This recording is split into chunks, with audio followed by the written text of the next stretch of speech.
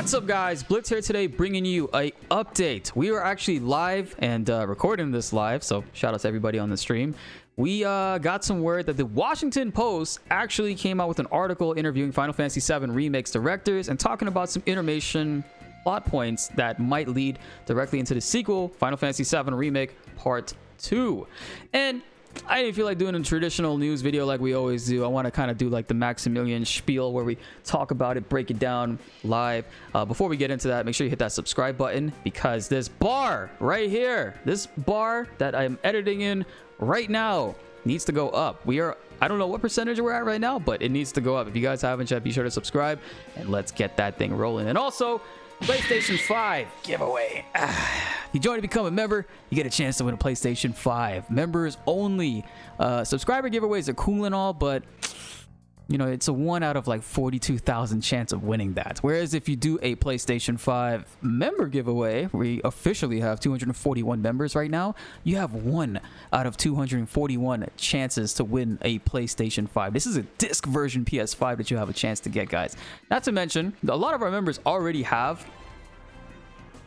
Michael Brokaw, welcome to the channel. Thank you for joining and becoming a member, you beautiful bastard. A lot of our members that already have PlayStation 5s have reached out to me and told me, hey, you know, take my name out of the running, and we did. And dude, that's like 187 now since you know, Michael just joined. 187 chances. You have 1 out of 187 chances of winning a PlayStation 5, because like 50 of them already have one. So make sure you give yourself a chance to win. And now, with all that being said, let's get into this article about Final Fantasy VII Remake Part 2 and Yuffie's DLC intermission. So this article is from the Washington Post. Final Fantasy VII Remake directors say intermissions points directly to the sequel. And let's see what the hell they're talking about. This is a pretty cool shot of Yuffie. Elements of intermission, the additional chapter in PlayStation 5's version, Final Fantasy VII Remake, will likely be used in the highly anticipated and likely far off sequel, according to the game's makers. Awesome, of course. You know, we want to see synergy. Synergy is amazing.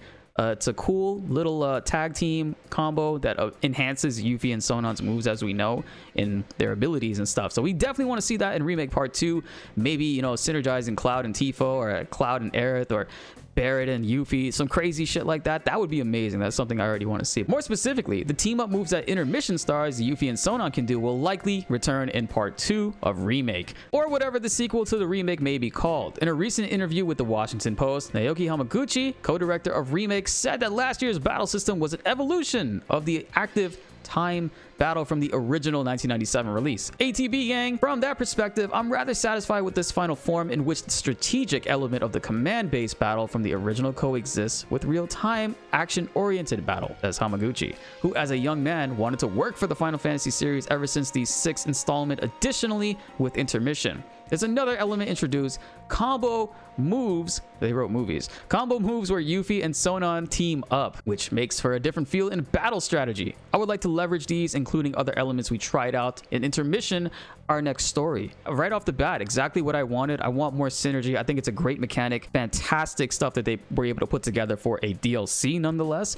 I want to see that stuff front and center for Remake Part 2, and just, you know, possible with every character, like kind of like how, you know, Dragon Quest in a way, and also Chrono Trigger has a combination for each character, right? Final Fantasy VII Remake released last year April to critical acclaim and became one of the year's most celebrated games. Moreover, the twists and story changes excited fans for the inevitable sequel, particularly since the first story ends right when the party finally leaves the crowded, polluted first city of Midgar and begins to travel in the open world. Spoiler alert, if you beat intermission and you beat integrate, you get an extra cutscene that showcases a little CGI short film, which is about 5 minutes long, of Cloud, Tifa, Barrett, Aerith, and the voiceless Red 13 just walking on the road outside of Midgar on the way to Calm. And it's so cool. It's fantastic.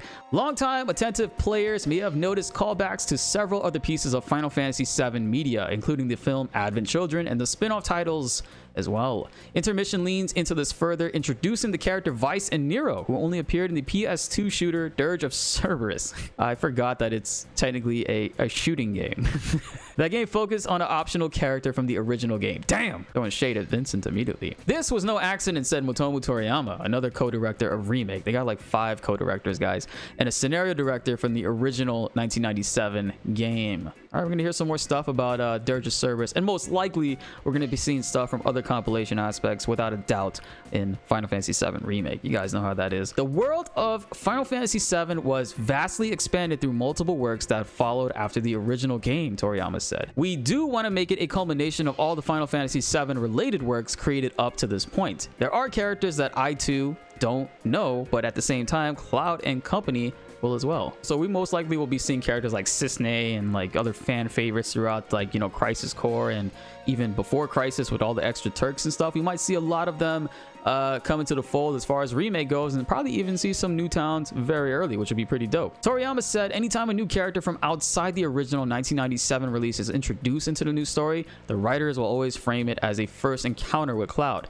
the protagonist and audience surrogate. Anytime a character is being introduced, they're just going to be re-explaining who that character is to Cloud for the audience sake, of course. For unfamiliar enemies like Vice or Nero, I think being able to convey that they have a kind of deep darkness about them is plenty, Toriyama said. At the same time, those who are familiar with them can make a stronger connection to the overarching Final Fantasy VII world by having them appear in the narrative as they are in respective source material. Yuffie was a perfect star for the additional chapter Intermission because she was also an optional character in the original game, but her backstory wasn't as solidified as Vincent. Very true.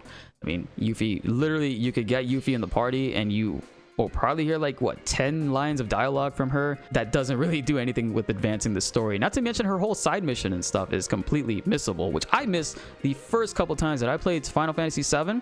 I didn't get Yuffie until my like 3rd playthrough. Really didn't know that she was an actual character you can get, and then actually stumbled upon Wutai like my 4th or 5th time playing the game, and that blew my mind years later. Toriyama said reintroducing the gem thief as an integral part of the story wouldn't be as jarring. I don't know if I told you guys this, but I've gone majority of my life with probably hearing the word jarring maybe less than 10 times. Ever since Final Fantasy VII Remake has been out, I've heard the word jarring way more than I could have ever imagined, like at least 300 times. Everybody's takes use the word jarring to describe Final Fantasy VII Remake. You know, as a matter of fact, let's incongruous in a striking or shocking way, clashing. Okay, the telephone struck a jarring note in... If this were Vincent, another optional character, he would have been sleeping in a coffin in the Shinra mansion, so we wouldn't be able to move him around, Toriyama said. But Yuffie was traveling the world as a materia hunter in the original.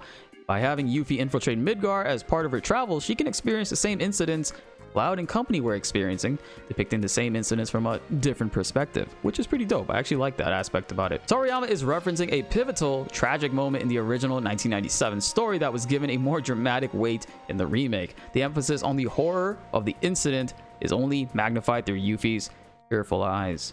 Yeah, that shit was pretty crazy. The voice actors for Yuffie, Susie Young, oh my god, like she did a fantastic job. Both the English and Japanese voice actresses for Yuffie in Final Fantasy VII Remake, amazing. They made my skin like feel things when they would scream that like agonizing, painful scream. You guys know what I'm talking about if you played it. So the rest of this says, Yuffie is a cheerful and energetic young lady. She will make an appearance after getting over the tragic experience in Intermission, Toriyama said. So I believe her encounter with Cloud and his allies will be that much more appealing. Also, Wutai, Yuffie's hometown, was placed in a more important position as the opposing force against Shinra. By having groups that oppose Shinra, not just Avalanche, take a more prominent role, I believe we can create an even more suspenseful story. Wutai is definitely going to be making tons of appearances and be a big focal point going forward in Remake Part 2. Despite all these changes, the pair of directors say they are not losing sight of respecting the original game. Okay, you know, I could dig it. A lot of people won't believe that, but I could dig it. They both say they are heartened by the love showered upon Remake and were very satisfied with players' response to the many changes in the story and gameplay. It goes without saying that we strive for this with Intergrade. I'm reminded that for the next installment, it's of the utmost importance not to damage the memories from the source material, but to reimagine it so it surpasses people's expectations, Hamaguchi said. Okay, so they're basically saying that you know, they want to reinforce and let us know that Wutai is going to be a bigger focus in the story going forward, which is pretty cool. I like that. I like Wutai. I want to see more of it.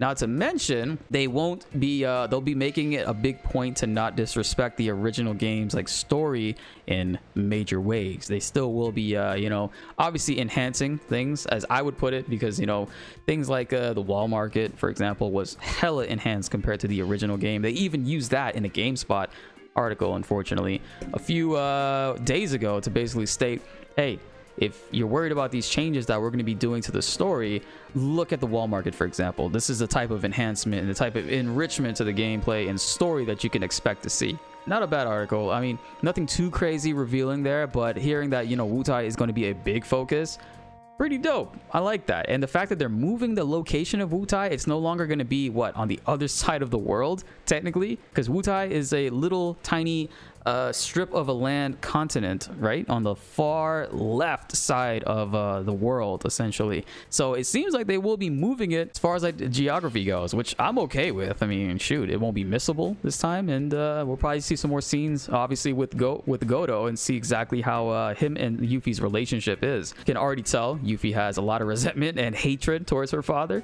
based off of her dialogue inside of intermission. But yo, that shit sounds cool. I'm hyped to see it. I can't wait. What do you guys think about that? I agree, Drum. I think that is pretty dope. I was blown away too by a lot of the stuff that they did.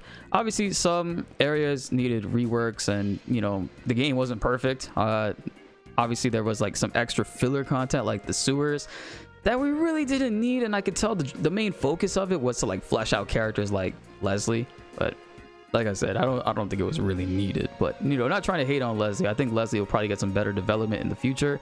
I didn't read the you know, the book that he was like, you know, his story is like talked about in, so we'll have to see how much more detail we get out of that. Even just the intermission episode gave more closure on the Wutai War, which was quite useful for you since you used the war for a philosophy essay, so you can't wait to see what more they have.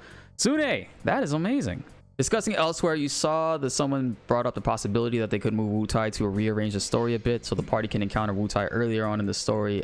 Most definitely, that's what I took away from this article too. I heard something about that. I don't know if it was like Max's streams or somebody else talking about it, but I did hear people talking about that, and this article pretty much points fingers towards that happening, so I could see it for sure, without a doubt. More Wutai and Wutai earlier in Remake Part 2. What's the beef between Wutai and Midgar? Shinra was basically clapping their cheek left and right, and after they defeated Wutai, they took away all their materia, which Wutai was known for, and like reduced them to a tourist town or tourist area. Before, they were like a big nation that was, you know, revered and respected and all this stuff, and you know, probably bigger than Midgar. But Shinra, being the assholes they are, went ahead with oppression, and they oppressed them. They oppressed them pretty hard. Pretty messed up. And that wraps it up for this video, guys. Final Fantasy VII Remake's articles are just, you know, at this point, I'm fiending for whatever it is they can offer us. Intermission is super dope. It's a great DLC. I thoroughly enjoyed playing that, and seeing that they are going to be taking those elements like synergy and applying it to Remake Part 2. I definitely want that. I mean, combos, team combos, I've been talking about that since before Remake came out. Big thing to take away from this. I mean, a lot of people have been talking about maybe they could be moving Wutai earlier into the story, that we can come across it, moving it physically, like geography wise, like on the map, so that we encounter it earlier. What do you guys think about that? I mean, I'm not worried about that at all. I'm looking forward to anything that Final Fantasy VII Remake has to offer. Be sure to like the video if you enjoyed, and subscribe if you are new. More Final Fantasy VII Remake videos are coming your way, and you won't want to miss them. My name is BltzZ, and thanks for watching.